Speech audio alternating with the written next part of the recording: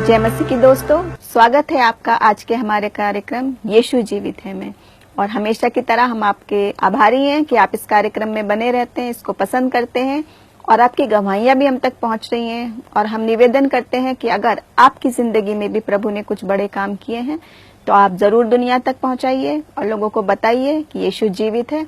तो इसके लिए आप हमें दिए गए नंबर पर फोन कर सकते हैं, ईमेल भी कर सकते हैं। और जो लोग व्यक्तिगत रीति से यहाँ पर नहीं आ सकते हैं वो हमें अपनी ये सब बातें लिखित रूप से भी हमें भेज सकते हैं ताकि हम प्रसारित करें। तो अब ज्यादा आपका वक्त ना लेते हुए, क्योंकि आप उत्सुकता से प्रतीक्षा में हैं आज की गवाही के लिए।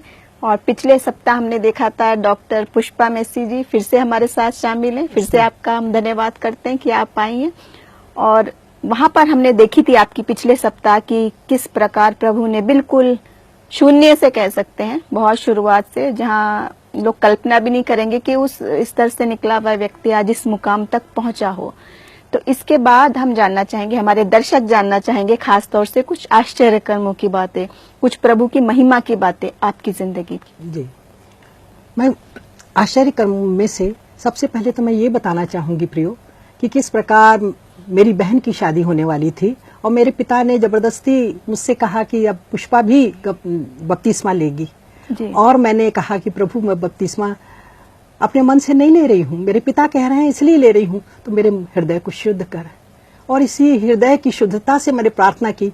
और जब मैं प्रार्थना करने लग गई मेरे मुंह से कुछ कुछ बातें, कुछ अन्य अन्य भाषा निकलने लगी जिसको मैं नहीं जानती थी। मैं अपनी माता जी के पास गई, बोली मम्मी मेरे मुंह से क्या क्या निकल रहा है। तब मेरी माँ ने पास्टर पीएस सैमुअल को बताया और कहा कि पुष्पा को पवित्र आत्मा मिला। तो इस प्रकार पवित्र आत्मा मिलने के बाद मेरा जीवन बिल्कुल बदल गया और मेरे मन में परमेश्वर के प्रति और यीशु के प्रति इतना प्रेम से भर गया कि मैं परमेश्वर लिए आत्माएं जीतने का मैंने प्रण किया। और प्रियो, जैसे ही ये मुझे पवित्र आत्मा मिला उसके दूसरे दिन मेरा 11वीं का रिजल्ट आया। और मैंने पहले भी बताया कि 76% रिजल्ट आया मेरा और 3 विषय में डिस्टिंक्शंस मिले। और उसके बाद जब मैं कॉलेज में गई तो मैं लड़कियों को, पूरे अपने वय संधि की लड़कियों को बुला करके मीटिंग लिया करती बिना पास्टर के। और वहां पे पवित्र आत्मा लड़कियों को मिलने लगी, पवित्र आत्मा अन्य भाषा बोलने लग गए। और तो परमेश्वर किसी का पक्षपात नहीं करता, वो सबको इस्तेमाल करता है। प्रियो, ये मत सोचिए कि हम पास्टर नहीं है, हम ये नहीं, हम कैसे बोले, नहीं, आप इंडिविजुअल इवेंजलिज्म कर सकते हैं प्रियो, प्रचार कर सकते हैं। मैंने अनेक लोगों को मैंने ये सब मीटिंग ली और वो सब प्रभु में आई। और इस प्रकार मेरा जीवन आगे बढ़ते गए। बीएससी में अपने कॉलेज की मैं टॉपर बनी। और वहाँ मेरे पापा के बॉस थे डॉक्टर मुदलियार, वो कहते हैं पुष्पा तो इतनी होशियार है सैमुअल, वो मेरी बेटियों को पढ़ाए। तो मैं मुदलियार फैमिली के दोनों बेटियों को पढ़ाने जाती थी फर्स्ट ईयर में और वो नहीं समझ पाती थी। उसके बाद मुदलियार जी बोले अरे इसको डॉक्टर क्यों नहीं बनाते सैमुअल, अपनी बेटी को डॉक्टर बनाइए। पर पैसे की कमी के प्रियो मैं डॉक्टर नहीं बन पाई। तो इस प्रकार मेरा जीवन रहा। और उसके बाद बीएससी में मैंने अपने कॉलेज को टॉप किया और टॉप करने के बाद फिर एमएससी करने मैंने सागर यूनिवर्सिटी में एडमिशन ली। और सागर यूनिवर्सिटी में मेरी पेटी में ये ड्रेस तो कम रहता था, बाइबल और ट्रैक्ट बहुत ज्यादा था। मैं अपना ड्रेस को मालूम नहीं था मैचिंग करना। उस वक्त जब एमएससी करने गई कौन से ब्लाउज में कौन सी साड़ी पहनना नहीं आता था, पर यीशु का प्रचार करना बखूबी जानती थी मैं कि किस प्रकार प्रचार करना है। और वहां मैंने एक लड़के की हेल्प की। मेरी माँ पढ़ी लिखी थी 8वीं तक, पुराने जमाने में बड़ी खूबसूरत हैंड राइटिंग थी उनकी। और उसमें वो 20 रुपए का नोट चिट्ठी में डाल दिया करती थी और वो 20 बेटी तुम दूध पिया करना। और मैं कहा अपनी वो माँ जो अपनी गरीबी में से अपना पेट काट के मुझे भेजती है, तो क्या मैं दूध पीऊं? नहीं, ये मेरे से नहीं हो पाएगा। क्या आजकल की लड़कियां ऐसा सोचती हैं?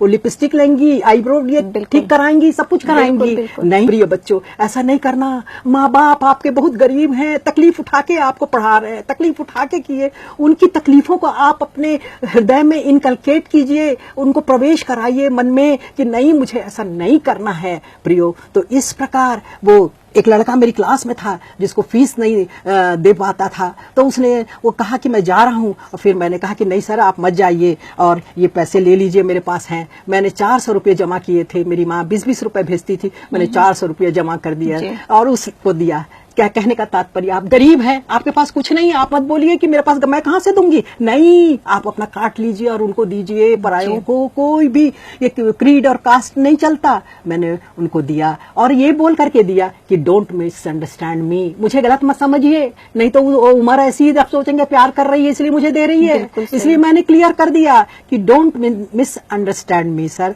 यू टेक, अगर आप लेते हैं तो ठीक, और लेकर के मत दीजिए और किसी को मत बताइए। इस प्रकार मैं केवल अपनी बड़ाई नहीं चाहती, यीशु की बड़ाई, कि गरीब लोग उस पैसे को जमा करके कैसे देते हैं। जैसे मेरी माँ ने अंडा बेच के पादरी को पाला और मैंने अंडा बेच के उस लड़के का भविष्य संवार दिया। प्रियो, इस प्रकार MSc कर लिया और फर्स्ट डिवीजन आ गई और नौकरी के लिए मैंने अप्लाई किया। कॉलेज में अप्लाई नहीं किया, अप्लाई तो बाद में किया, तो मुझे इमरजेंसी अपॉइंट मिला गवर्नमेंट डिग्री कॉलेज पिपरिया में। और मैं 1.5 साल नौकरी करने के बाद मेरे भाई की तबीयत खराब हो गई, जिससे मुझे उस कॉलेज को छोड़ना पड़ा। मेरे पापा ने कहा कि भिलाई स्टील प्लांट के स्कूल में ज्वाइन करो, और मैंने स्कूल में इंटरव्यू दिया और उस इंटरव्यू में कलेक्टर की भी बेटी आई थी मैडम, और मेरे भाई ने कहा कि पुष्पा तुम्हारा नहीं हो सकता, कलेक्टर की बेटी आई है। तो मैं उदास नहीं हुई, निराश नहीं हुई। देखिए, प्रभु के लोग कभी उदास और निराश कभी नहीं होते। मैंने कहा कि भैया मेरा इंटरव्यू टॉप जाएगा, यह मैं जानती हूँ भैया। और मेरे भाई आश्चर्यचकित मुझे देखने लग गए। इंटरव्यू हुआ, मैं चली गई और 20 दिन के अंदर एक ही व्याख्याता का पद था और मुझे अपॉइंटमेंट मिल गया। प्रभु का धन्यवाद करते हैं आपकी सुंदर गवाही के लिए और खास तौर से परमेश्वर के इस आश्चर्य कर्म के लिए, क्योंकि हम तो स्वर्गीय पिता के बच्चे हैं। कलेक्टर से बड़े जो हैं वो हमारे स्वर्गीय पिता, हम उनके बच्चे हैं। तो ऐसे प्रभु ने अनुग्रह किया। इसके बाद आपकी जिंदगी में क्या ऐसे और अचीवमेंट्स हुए कि जिसकी हम कल्पना भी नहीं कर सकते हैं कि कहाँ तक आप पहुंचे? अब इन दिनों जब मैं ये करती गई तो फिर अपना तालमेल था। मैं संडे स्कूल की सुपरिटेंडेंट थी, महिला समाज के प्रेसिडेंट थी और वहां उपवास रखकर हर शनिवार को महिलाओं में मीटिंग लिया करती थी। अपने पेमेंट का जो PET, PMT और एक्स्ट्रा पैसा रहता था, क्योंकि मेरे शादी होने के बाद मेरे ससुराल वाले पूरा पैसा मेरे ले लिया करते थे मैडम। मुझे 5 रुपया देते थे टी क्लब के लिए। आप बताइए कि किस प्रकार मेरा जीवन रहा होगा। परंतु मेरे को तो अपनी माँ की आत्मा मेरे मन में थी, और मैं जो एग्जामिनेशन के पैसे मिलते, कुछ पैसे मिलते, उन गरीब लड़कियों को मैं दिया करती थी, बांटा करती थी, उनकी फीस जमा करती थी। और इसी तारतम्य में मैंने जिस लड़की का फीस जमा किया वो है कैरोलिन मैसी। उसका तो फटे सलवार कमीज पहन के आती थी, फीस नहीं जमा कर पाती थी। मैंने उसकी फीस जमा की और वही लड़की मेरे को भाभी के लिए अप्रोच की कि आप मेरी भाभी बन जाओ। और मैंने पहले सोचा कि इसका भाई तो कम पढ़ा लिखा है, BSc है और असिस्टेंट टीचर है, कैसे शादी करूंगी।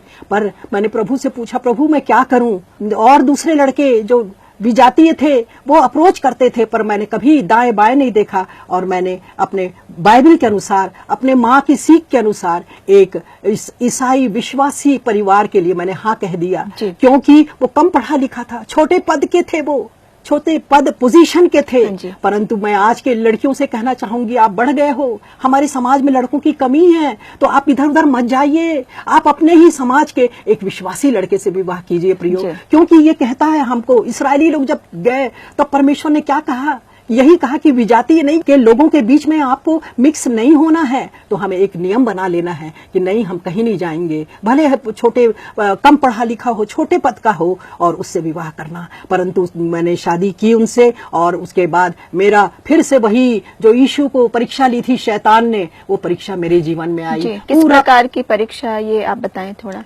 मेरी शादी 6 अक्टूबर को हुई। 8 अक्टूबर को उन्होंने मेरा सिग्नेचर करवा लिया कि सारा पैसा उन लोग लेंगे, और मैं भोली भाली परिवार, सीधे साधे थे, मैंने दस्तखत कर दिया। पूरा पैसा उन लोग ले लेते थे। 5 रुपया टी क्लब के लिए स्टाफ में देने के लिए देते थे।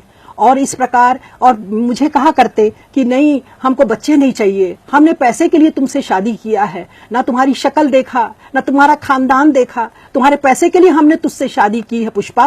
और मैं डर के मारे मेरे शरीर से बहुत घबराहट सी पैदा होती प्रियो। और मैंने सहा, मेरे पिता ने कहा था, देख बेटी, मैं तेरे को विदाई कर रहा हूँ डोली में, और तू वापस घर मत आना, तेरा लाश आना चाहिए ससुराल से, क्योंकि हमारी नाक कट जाएगी। मैंने अपने पिता की इज्जत को रखा, मुझे सताया गया, मारा गया, पति के लिए कहा गया कि ये अलग रहेगा, तुम उसके साथ नहीं रहोगी, बच्चे पैदा नहीं करना है। इस प्रकार हम बिस्तर नहीं हुए। इस प्रकार मैं सोचती थी कि बच्चा क्यों नहीं हो रहा है, क्योंकि मैं नहीं जानती थी सब कुछ क्या है। फिर बाद में जब मुझे होश आया, लोगों ने बताया, तब मैंने अपने पति से कहा, मैडम कि भाई बच्चा अगर पैदा नहीं करना है तो फिर मैं अपने मायके चली जाती हूँ। और फिर ये गए, अपनी माता से काउंसलिंग किए, पिता से काउंसलिंग किए। इस प्रकार मैं प्रेग्नेंट हुई। और प्रेग्नेंट होने के बाद खाना पीना नहीं देते थे मेरे को कि इसका बच्चा मर जाए। वही हुआ प्रियो। मैं विश्वासी लड़की के साथ, देखिए, हम सोचते हैं कि हम क्रिश्चियन हैं, हम प्रभु को पहन लिए हैं तो हमें सब अच्छा आशीष मिलेगी, आशीष मिलेगी। पर मुझे तो दुख मिलता गया। और यही कि मैं प्रेग्नेंट तो हुई, परंतु मेरा बच्चा 5 ग्राम हीमोग्लोबिन का, मैं हीमोग्लोबिन 5। डॉक्टर ने कहा ये मर जाएगी।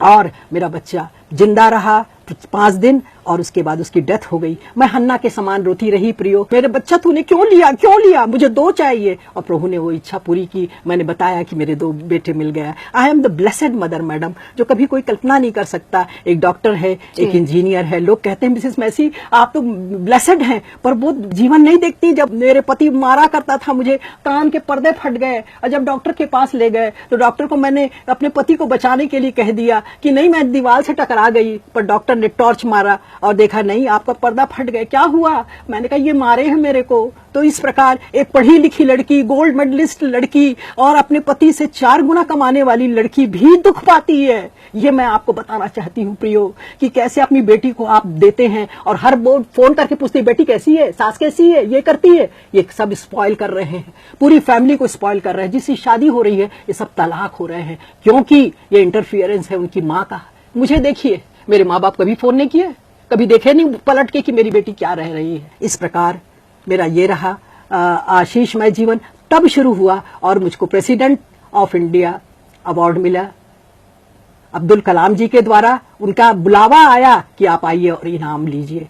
प्रेसिडेंट के पास कौन मिल सकता है, देखिए। उसके बाद प्रधानमंत्री जी ने मुझे चाय पर बुलाया, और चाय पर बुला करके वापसी में जब मैंने कहा कि थैंक यू सर, तो अटल बिहारी जी मुझसे कहते हैं कि अरे सब तो चले गए, आप थैंक्स बोल रही हैं।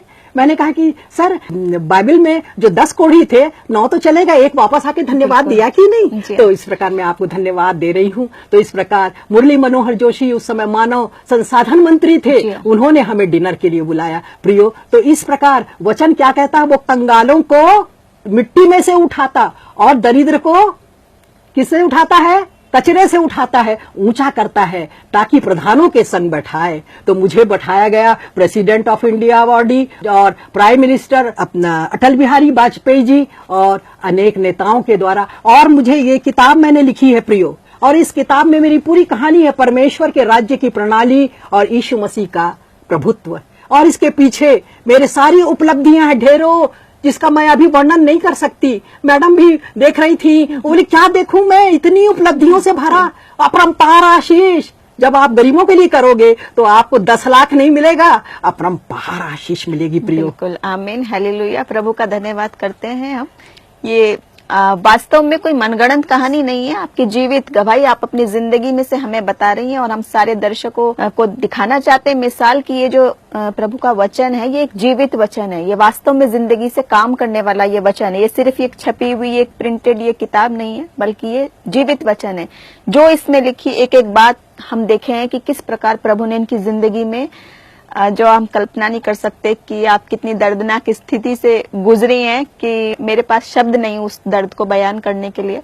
लेकिन प्रभु जानता है हम सबके हृदय को, और हृदय की वचन की बातों को जानता है। मुंह से बोलने की आवश्यकता नहीं, लेकिन प्रभु का वचन हमसे कहता है मैं अपमान के बदले तुझे दुगना आदर दूंगा। तो वही प्रभु ने आपकी जिंदगी में किया, और हम बहुत आभारी हैं, दिल से शुक्रगुजार हैं आपकी कि आपने अपनी जिंदगी से जुड़ी इतनी अहम बातें आज खुल के सामने बताइए। जो बहुत से लोग आज अपने छवि खराब ना होने से या अपनी इमेज खराब ना होने से छुपा लेते हैं, अपनी असलियत बातें नहीं बताते, लेकिन प्रभु को जलाल देने के लिए सिर्फ आपने ये बताई। तो प्रभु आपको बहुत तायत से आशीष दे। और हम चाहेंगे मैडम उन लड़कियों के लिए खास तौर से जो आपकी स्थिति से गुजर रही हैं, क्योंकि जैसे आप देख रहे हैं कि माँ बाप भी कह देते हैं कि मेरे पास मत आना, और यहाँ ससुराल में भी उनको हर तरह से परेशानियां हैं। तो इस समय ये किस प्रकार प्रभु से शरण लें, किस प्रकार प्रभु से उनको आशा मिल सकती है? तो मैं अपने दर्शकों को यही कहना चाहती हूँ कि ऐसे बच्चों को जो विवाह के बाद दूसरे परिवार में आते हैं तो उनको ज्यादा एक्सपेक्टेशन नहीं करना चाहिए कि मुझे जैसे आराम मेरी माँ देती थी वैसा मिलेगा। तो ससुराल में उनको अपनी माँ के समान समझिए। उनकी छोटी छोटी बातों को हम लोग फील करते हैं। जो हमारी मम्मी बोल दिया करती उसको हम लोग कभी फील नहीं करते, पर सास की बातें बुरी लगती, ससुर की बातें बुरी लगती और हम में कोई स्वतंत्रता नहीं रहती।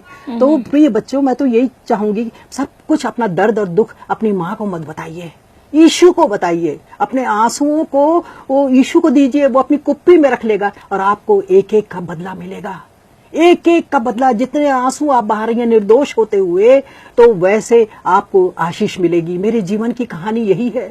लगातार कितने मुझे तकलीफ दी गई और उसके बावजूद अब आप खुद देखते हैं कि सारे अन्य देशों से मैं विजिट करके आई हूँ, पूरे ऑल कॉन्टिनेंट से मैं विजिट की हूँ, वहां पर मैं लेक्चर देने गई और उसके अलावा मेरे रिसर्च पेपर पब्लिश हुए हैं और मैं प्रचार करने भी, और YMCA की सेक्रेटरी और चेयरमैन होने के नाते मैं पूरे हिंदुस्तान में जा करके ये सब प्रचार करती हूँ। अभी मैं YMCA में गई थी कोगनूर में, और कोगनूर में जब मैंने प्रचार किया कि किस प्रकार मैंने कम पढ़े लिखे लड़के से शादी किया और उसको शादी के बाद पढ़ाया, MSc कराया और लेक्चरर बनाया और वो बना है हॉर्टिकल्चर ऑफिसर। तो मेरा पति जो छोटा था क्या बन के रिटायर हुआ? हॉर्टिकल्चर ऑफिसर, क्योंकि मैंने उसको पढ़ाया शादी के बाद और मेरे विषय में मैं, क्योंकि मेरी मास्टरी उसी में थी, मैंने पढ़ाया। तो कितनी बड़ी चीज है कि आप ये करें। और मैं माताओं के लिए भी प्रिय बोलना चाहती हूँ कि माता लोग अपने बच्चों की रखवाली करें, उनको फ्री ना छोड़ दें। मैं अपने बच्चों को, दोनों बच्चों को ऐसे हाथ में लिए चर्च में जमीन में बैठती थी ताकि वो लोग सीखें, और दोनों बच्चे प्रभु में हैं। आप मत छोड़ के आइए घर में। घर में कौन रहता है, क्या करता है? तो मैं माताओं से आग्रह करूंगी, बच्चियों से आग्रह करूंगी, जो शादी वाली और जो वयसंधि की बच्चियां, टीनेजर्स, वो अपने माता पिता के अनुसार चलें, प्रभु की आज्ञाओं को और व्यवस्था का पालन करें। सब आशीषें मिलेंगी, क्योंकि लिखा हुआ है ना, पहला स्थान प्रभु को दोगे तो तुम्हें सारी चीजें मिल जाएंगी। मुझे सब चीजें मिल गई। I am the blessed mother, blessed daughter in law, blessed सब कुछ हूँ। और आज ये बिटिया ने जो बुलाया, उसको मैं धन्यवाद देती हूँ कि उन्होंने मुझे बुलाया कि मैं मरने से पहले अपनी सारी आशीषों को आपसे शेयर कर सकूं। और एक बात ये पूछना चाहेंगे हम मैडम कि यहाँ पर हम देख रहे हैं व्यक्तिगत संबंध की बात आपकी। खास मैं ये बात एक जरूर ध्यान में लाना चाहती हूँ हमारे दर्शकों के, कि सिर्फ नॉमिनल क्रिश्चियन होना ही काफी नहीं है, क्योंकि आप ऐसे परिवार में शादी हुई थी जो मसीही थे, लेकिन फिर भी आपके साथ बहुत दुर्व्यवहार किया गया था, लेकिन आपका व्यक्तिगत संबंध था। ये अंतर थोड़ा सा स्पष्ट, कैसे हम व्यक्तिगत संबंध प्रभु से करें? सच में प्रियो, हाँ बिल्कुल ठीक है कि व्यक्तिगत संबंध आपका शुरू से परमेश्वर से होना है। आपका कैसे होना है? परमेश्वर से दुआ करना है, आपको बाइबल का पठन करना है। बाइबल आपको सब कुछ बता देगी। सारी तकलीफों को आपको यीशु के सामने पेश कर देना है। इसलिए हमें बच्चों से यही आग्रह है कि आप, जैसे कि मेरा पर्सनल अनुभव है, कि सारी तकलीफों को, सब चिंता उस पर डाल दो, क्योंकि उसको हमारा सोच है। आज जब मैं आई तो वहां पर लिखा हुआ था कि परमेश्वर को सारी, हर दिन वो हमारी चिंता करता है। ये वचन लिखा हुआ था। उस वचन के लिए मैं धन्यवाद देती हूँ। इस स्टूडियो में आकर के मैंने उस वचन को पढ़ा, और हर दिन की आशीषें ईश्वर से लेना ना भूलें। बिल्कुल सत्य बात बताई आपने मैडम। और खत्म करने से पहले हम चाहेंगे हमारे देखने वाले दर्शकों को जो इस कष्ट पीड़ा की दर्दनाक स्थिति से गुजर रहे हैं, उनके लिए आप छोटी सी प्रार्थनाएं। प्यारे आसमानी बाप, हम तुझ पास आते हैं प्यारे यीशु, और धन्यवाद देते पिता कि ये सुअवसर आपने दिया कि हम दुआ कर सकें पिता, ऐसे तकलीफ शुदा लोगों के लिए, कि कैसी तकलीफों में भी रहते हुए व्यक्ति अगर यीशु से जुड़ा हो तो वो कभी भी वो निराश नहीं होगा, कभी भी हारेगा नहीं। हम इस्राएली के जीवन को देखते हैं पिता कि किस प्रकार बलवान शक्तिशाली लोगों के वो चारों ओर घिरे हुए रहते, परंतु जब तू साथ में होता है तो बिना युद्ध किए वो जीत जाते थे। हम हमेशा एलीशा को याद करते हैं पिता कि किस प्रकार वो तुझ पर विश्वास करता था, और अब्राहम जो विश्वास का पिता था। इसलिए हम विश्वास रखें कि परमेश्वर सब कुछ बदल देगा, क्योंकि परमेश्वर इतना दुख हमें नहीं देता कि हम सह ना पाएं, परंतु हम सहने वाले बन सकें, अपने गुस्से को थामने वाले बन सकें और बुराई करने से दूर रहें, क्योंकि समझ जो है वो उन्हीं को मिलती है जो बुराई से दूर रहता है। बुद्धि उन्हें मिलती है जो कि यहोवा का भय मानता है। इसलिए सबके लिए हम यही कहते कि यहोवा का भय माने और बुराई से परे रहें, अपनी जीभ को वश में रखें, क्योंकि उसी से सब बुराई उत्पन्न होती है। प्यारे यीशु, मेरे दर्शकों और मुझे भी तू संभाल, और मैडम के साथ भी हो, उनके परिवार के साथ, और हमारे स्टूडियो में जितने भी विश्वासी है सारे लोगों के संग और साथ हो पिताजी, और उनकी मदद और सहायता कर, क्योंकि तेरे अलावा हम कहाँ जाएं पिता। हमें माता पिता छोड़ देंगे, भाई बहन छोड़ेंगे, परंतु एक व्यक्ति है जो नहीं छोड़ेगा, और वो है यीशु मसीह नहीं छोड़ेगा। इसलिए हमारा भरोसा तो केवल यीशु है पिता। हम सब कुछ आपके भरोसे इस संसार में है प्यारे यीशु। इसलिए हम सबको आशीष दे पिता। तेरे प्यारे बेटे यीशु के नाम से हम मांगते हैं, आमीन। आमीन। धन्यवाद करते हैं मैडम आपका। तो हमने आज देखा हमारी जिंदगियों में प्रभु कैसे बड़े बड़े काम करने वाला है और सचमुच जीवित है, जैसे इन मैडम की जिंदगी में देखा, और वाकई में दिल को छूने वाली ये बात है, दिल को छूने वाली बात है, कोई मनगढ़ंत कहानी नहीं है, वास्तव में इनके जीवन का व्यक्तिगत अनुभव है। तो हम बिल्कुल जानते हैं कि हमारा परमेश्वर और उसके वायदे सच्चे हैं, जो कहता है कि माँ बाप तो तुम्हें छोड़ सकते हैं, लेकिन मैं तुझे कभी ना छोड़ूंगा, ना कभी त्यागूंगा, क्योंकि मैं जगत के अंत तक तेरे साथ हूँ। तो आज प्रभु यीशु मसीह आपके साथ है। अपनी सारी चिंताओं को, अपने सारे बोझ को आप उसके सामने डालिए। वचन कहता है कि जल की धारा की नाई उंडेल कर अपने दिल की बातों की चर्चा किया कर। जैसे आज हमने इनकी जिंदगी से सीखा कि इन्होंने अपने किसी व्यक्ति से ये बातें, अपना दर्द नहीं उंडेला, लेकिन प्रभु के सामने रखा, तभी प्रभु ने उनको आज इस ऊंचाई तक पहुंचाया है कि जो शायद कभी आपने उस वक्त कल्पना भी नहीं की होगी। लेकिन आपका क्योंकि विश्वास था, ऐसा दृढ़ विश्वास था आपका कि हम बहुत से चरित्र देखते बाइबल में, दाऊद हैं, यूसुफ हैं, कि बहुत छोटे तबके से चुन के प्रभु ने गाय बैल चराने वाले व्यक्ति को भी, जो पढ़े लिखे क्वालिफाइड नहीं है, लेकिन उनको बादशाह तक बना दिया था। तो वैसे ही प्रभु ने आपकी जिंदगी में, क्योंकि आपकी माँ के विश्वास का जो बीज था बोया, वो आपकी जिंदगी में दिखा, उसके बाद आपके परिवार और वंश तक वो चलता जा रहा है। और खास हम देखने वालों से कहना चाहेंगे, अगर आप इस स्थितियों से गुजर रहे हैं तो आपके सामने एक मिसाल है, और वास्तव में यीशु मसीह जीवित है, जो ऐसी जिंदगी में बड़े बड़े काम करने वाला है, जो हमने सोचे भी नहीं होंगे, जो हमारी कल्पना से भी परे की बातें हैं। तो अगर आप ऐसी किसी समस्या से गुजर रहे हैं तो सचमुच प्रभु के वचन पर ध्यान दें, उससे बातचीत करें, अपना सारा बोझ उस पर डालें, और हम पूरा यकीन करते हैं और आपको बिल्कुल 100% फैक्ट ये बात बताते हैं कि यीशु जीवित है, और आपकी हर दुआ का जवाब आपको बहुत ही शीघ्र मिलने वाला है। उम्मीद बनाए रखें, और आप हमारे पास प्रेयर रिक्वेस्ट भी भेज सकते हैं। अपने जो भी सुझाव हैं हमारे कार्यक्रम से संबंधित, हम उनका स्वागत करते हैं, और आप हमारे साथ बने रहिए और देखते रहिए यीशु जीवित है। प्रभु आप सबको आशीष दे। जय मसीह की।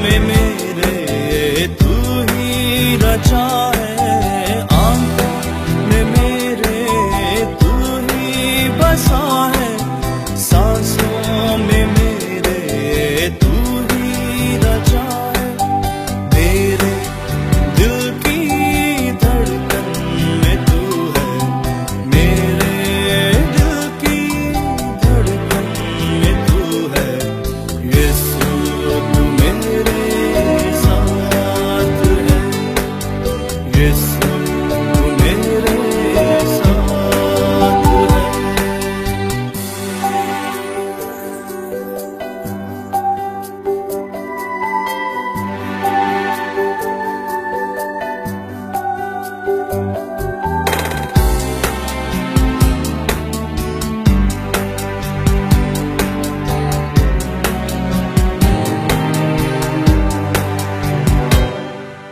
तू ही है मेरा बचाने वाला, हर खतरे से निकालने वाला, तू ही है मेरा बचाने वाला, हर खतरे से निकालने वाला, अपना हाथ सदा मुझ पे रखना, अपना